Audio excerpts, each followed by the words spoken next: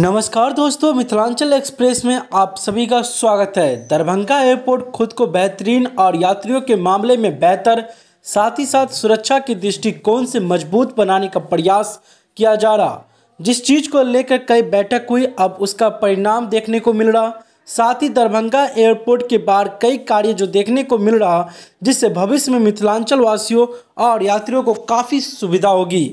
सुरक्षा की दृष्टिकोण से हाईवे के ऊपर से दरभंगा एयरपोर्ट के अंदर का दृश्य साफ साफ सड़कों से दिखता था, लेकिन सुरक्षा के दृष्टिकोण से देखते हुए बाहर से उसे घेर दिया गया, ताकि इसके वीडियो आप देख सकते हैं हमारे चैनल पर किस तरह से चारों तरफ से दरभंगा एयरपोर्ट के बाहर घेरा हुआ है।